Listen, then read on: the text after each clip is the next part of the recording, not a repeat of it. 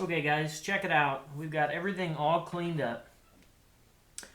I decarboned everything. I got the valves out. Got that bad valve that was stuck. Heated it, which ruined the valve spring because it takes all the temper out of the spring. So anyway, heated it, got it freed up and taken out. The cam follower was a little bit stuck, but a little soaking and working it back and forth. It freed right up. So let's get a closer look here. Most of the seats are okay. We've got a couple bad ones though. This one right here, I don't know if the camera captures it, but this is burned out. I'm going to have to, at the very least, touch that up. And then this back one, you know, it's kind of hard to see it if it will focus, but I'll tell you what, it's no good. No good. All burned up. The others, probably just lapping them would be enough. The cylinders looked pretty good. There was one issue. You can see how nice everything cleaned up, but check that out. I don't know if you can see that, but there's a score mark there. There and there. What I'm just sure that probably is the piston pin, the wrist pin's worked its way out, and it has scored that. And it's not, I don't think it would be the end of the world, but I don't know if that's still doing that. We can't just leave it that way, you know, to just eat up that cylinder. So I've got the pan off of it. I've taken off that rod cap. These old motors like this, okay, these are poured Babbitt bearings. These aren't replaceable bearing shells like newer stuff. It even still, it's got a shim in it yet. This is how you'd set your bearing clearance on these. Is you'd shim it, and the fact that it has one shim in it means I'll check the clearance. If it's excessive, I could remove this shim and make it even tighter. Okay, a bad thing is I went to dump the oil. Here's another cool thing about these cars. Okay, they don't have dipsticks. So to check the oil, you can take this top one and open it. And if oil comes out, you have too much oil. Oil should be between the top and the bottom. If you open the bottom one and no oil comes out, then you're low and you need to add oil. But lo and behold, I checked it, nothing came out. Well, there's no drain plug in it. I didn't take that drain plug out. It was already out. So anyway, pulled the pan. There it is. Everything looked pretty clean up inside. So let's pull this piston out and we'll see if... I noticed this rod cap didn't match the others. They might have already put a new piston in here and just left the cylinder. I don't know. We'll see. Let's push it out.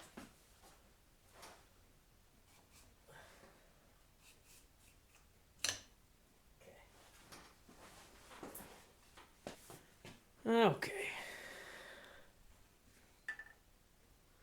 Okay, that's what a Model T piston looks like. Well,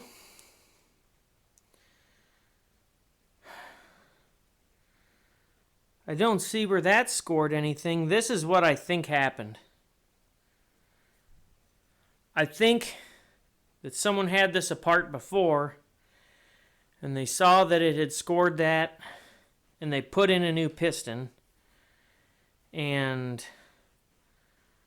or didn't bore it.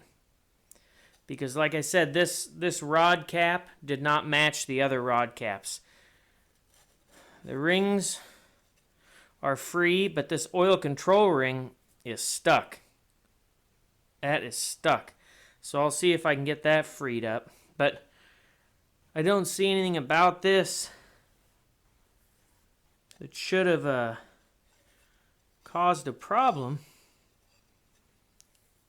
So I guess we'll just put it back together. Okay, I can tell you that the valves are really sloppy loose in their holes. This should get new valves. These don't have valve guides you can replace. You've got to you've got to ream them and they make valves with oversized stems. So you'd have to ream these the next size bigger, assuming these valves are stock, and then you'd get an oversized valve. I'm not going to do that because this thing isn't going to get many hours. I just want to get it running. I don't want to spend, $1,000 rebuilding this motor. So all I'm going to do is I'm going to touch up this valve seat. I'm going to lap the rest of them. I'm going to reassemble. We'll set all the valve clearances. This one valve, this was the stuck one. I am just not comfortable. Okay, look, I may have mentioned before, these valve heads tend to come off. Can you see this nasty looking, it looks like a crack, but I think it's just part of the manufacturing process. And then on the other side, that one is so severe. There's no way, eventually that is going to fatigue and that head's going to break off. I'm going to use a different valve from another Model T engine I tore apart. I just don't trust that. That is just, how could you put it back together with that and that? So in the old days when you would touch up valves, they had manual valve grinding sets, seat sets like this, for just reconditioning seats. And you'd come in with like a 45 degree, and then you'd smooth it out a little bit with some of these others. That would give you your basic valve angle. And then you can come up with the other ones that they do the inside of the seat and the outside bevel. So you can create a seat that will give you contact in the center of your valve. There's a lot to it. Modern day stuff, you take it to an expert. In the old days, and on small engines, you're more likely to do it yourself. This old set is pretty dull. And they make powered grinders too, but if you like doing it by hand, which is easy not to screw it up if you take it slow and do it by hand. This is a new way. Some people say knee way. But anyway, it really works slick.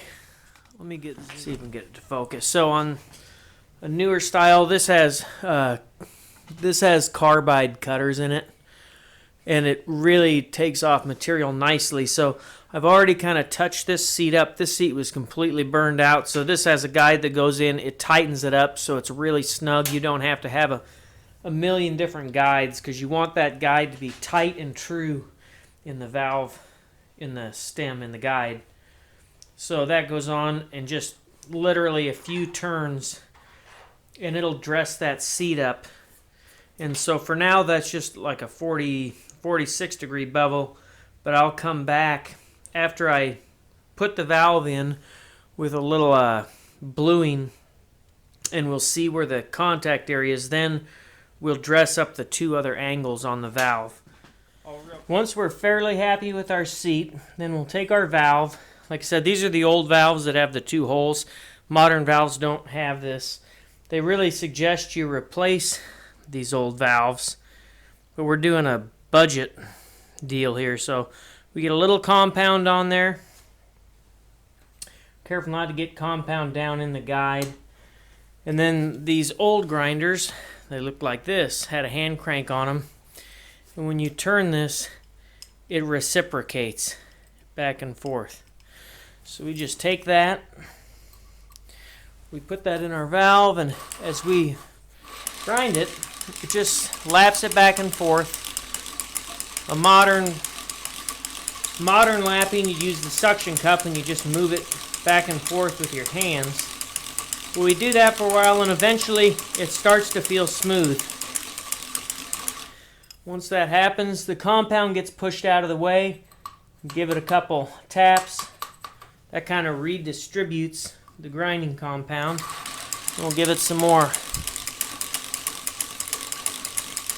It is very rare to find anything that's still got original valves that have the two holes in them. You'd have to be working on an antique vehicle or a small engine that has very old valves in it. So we grind on it for a while.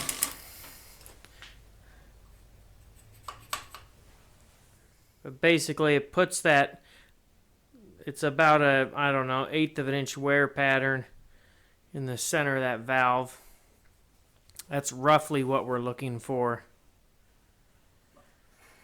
So we'll just go down the line and do them all. Clean everything off. This will have to have a really thorough cleaning when we're done because you don't want any of this grinding compound getting down in there. These particular valves are so bad, they need ground.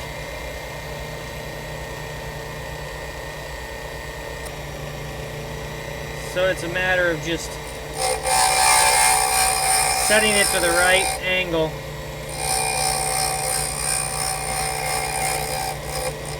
And we just give them a light touching up.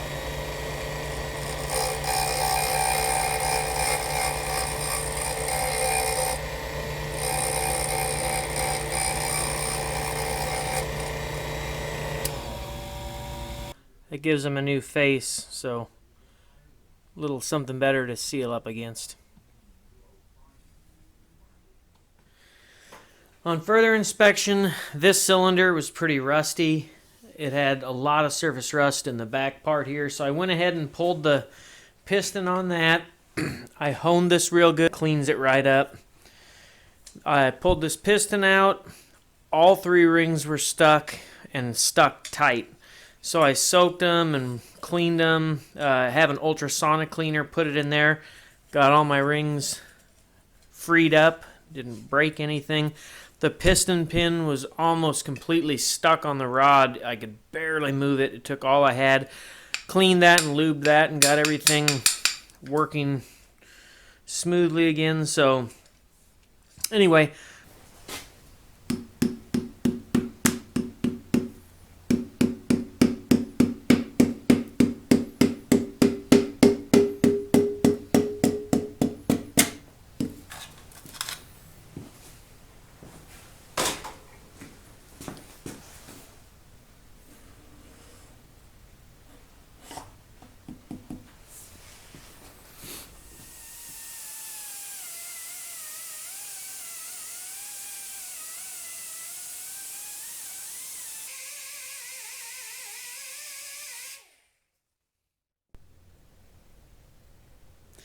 alright, so we're just about done with this part of it. So I had stuck rings on 3 of the 4 cylinders, had some really badly stuck rings back here. We had to take up slack out of the connecting rod bearings on every one of these by removing shims. Got all the valves ready to go. You might have noticed when I cranked this over before it sounded like a bucket of bolts, and now it is just so nice and smooth. No knocks or funny noises. Don't get me wrong, this motor still needs a total rebuild at some point, but we've got our rotating assembly working so good now that, I'm totally positive it's going to run and we can keep moving forward. All my valves and springs are back on. Everything there is working like it should. I just wanted to show you, this is just the dirtiest thing to have to work on. They didn't have detergent oils back then, and I think it's a combination of the fact that this motor is kind of primitive, so there's a lot of carbon buildup, and then the oil they had back then was a non-detergent, and it just leaves this sludge on everything. And sometimes people will say not to use the detergent oil in an old engine just because it breaks all the stuff loose. But since I'm kind of cleaning out the crankcase and the oil pan and we've really decarboned, I probably will use a detergent motor oil. But man, would you look at that stuff, and that gets on the hands, and man, oh man, does it stain. Anyway, pretty rusty, needs cleaned up.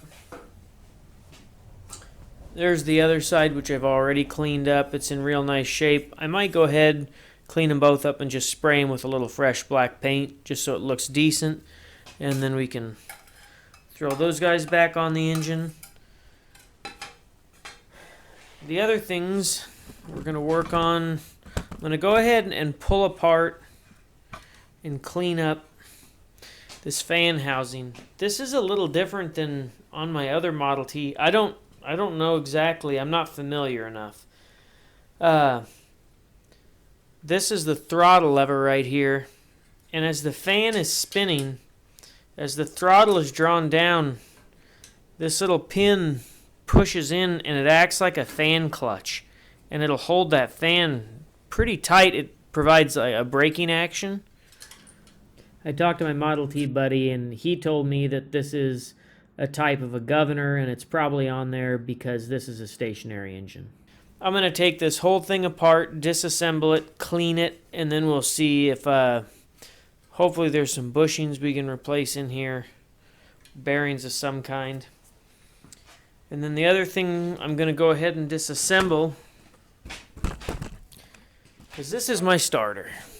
And I don't know if you can tell, it's completely wore out. There's a bushing in there that's just shot. On my other Model T, there's a spring here that helps pop this back out after the fact. So we're going to take this cap off. It's really filthy. We'll see what kind of bushing that takes. And we'll get this kind of up to where it needs to be. It's really simple the way it comes apart. It's got this little spring clip that just pops right out. And then that should come off. There we go. So then we've got our driver. It actually looks like it's in pretty good shape. And then I'm sure we have some pretty noticeable wear on this shaft. This end isn't as pronounced. I suppose all the leverage is out here, but I just think a new bushing is going to fix it up. The last thing I wanted to talk about was I took off this transmission cover. When I was cranking it over, there was just a ton of resistance. And I wanted to see if the bands were hanging up. Surprisingly, it was super clean inside, which is great. If you look down inside here, there's 3 drums and there's 3 bands. There's a planetary gear set that sits up in the front. And I'm not going to go through all the intricacies of how this works because I don't entirely understand it and it goes beyond what we need to do in this video. But anyway, as these pedals go in, it squeezes on that band. That locks up that drum. So there's one for the brake, there's one for reverse, and then the other is your forward gear. I oiled everything because these bands that wrap around these drums, they've got a lining, it can be a cotton lining, it can be a wood lining. The new ones, they make a Kevlar lining. But I'm just glad that everything turns in there. I don't see anything that's goofed up. I don't think I'm going to take, this is the hog's head, I don't think I'm going to take that off. I don't really want to. There's a grease cup here. The way they work, it's you fill this up with grease and then it goes down into whatever shaft it's lubricating, and then every so often, once you've got it's pushing grease down in there, you just give it a turn.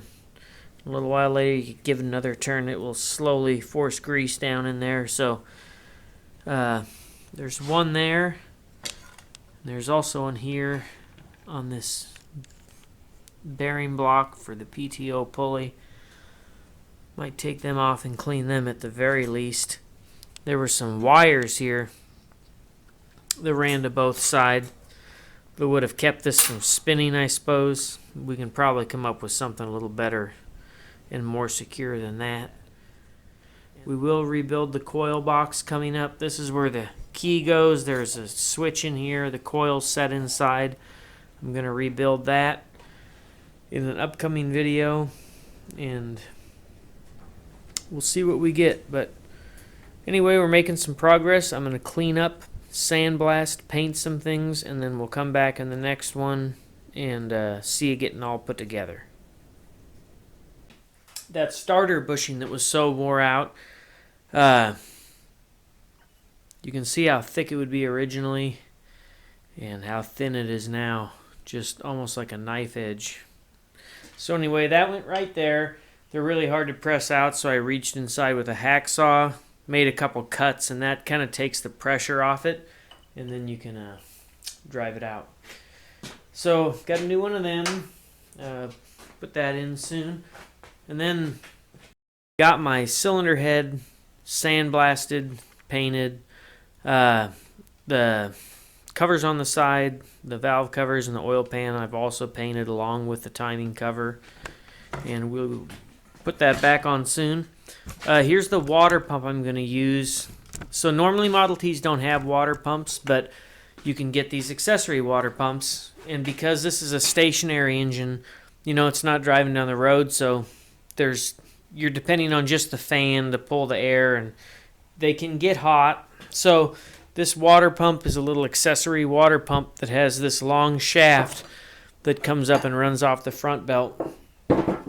This particular one, I had to clean the shaft up on the lathe just a little bit because this has a packing, and it doesn't have a modern seal. It has a packing to seal it up, so that needs to have a smooth surface to ride on. The bad part about this was the end is really rusty. So this has got a brass bushing in here, and you can see just how sloppy and worn that is. So anyway, I cut this bushing.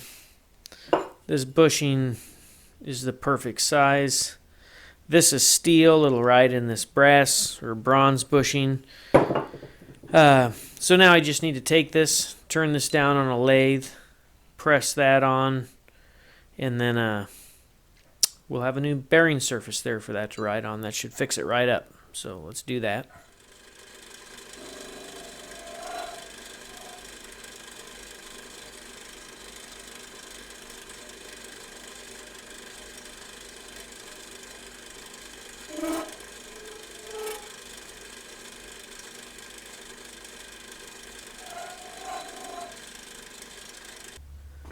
Got her all cleaned up. Here's our bushing. It's definitely going to be a press fit. I'll put some of this. Okay.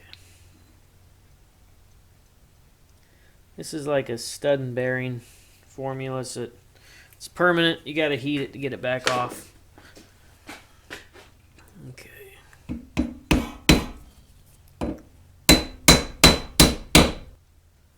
That's what we end up with. Should work.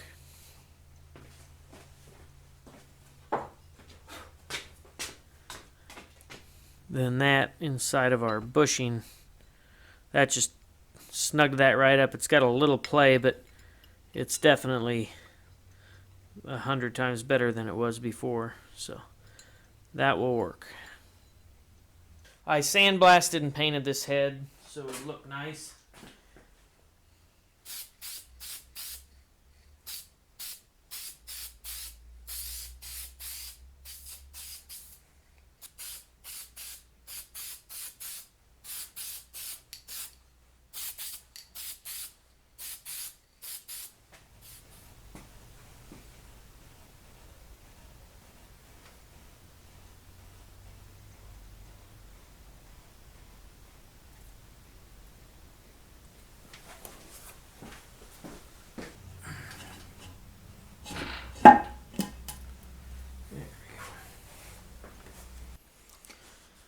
One thing about this Ford service manual that's interesting, they don't use torque specs because I don't think most people had a torque wrench back then.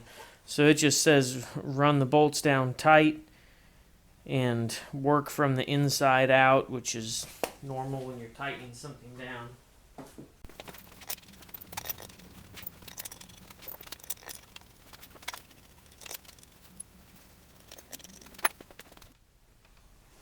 Okay, I did get the water pump mounted. I kind of had to turn these nuts down. This must take some special nuts because the nut is so large it hits the water pump. So I had to turn it down on my lathe, which doesn't give you much of a flat there to grab on, but it got tight. And then it's got this little tiny bolt here. Basically all it does is when you put the belt on, it's going to push it inwards.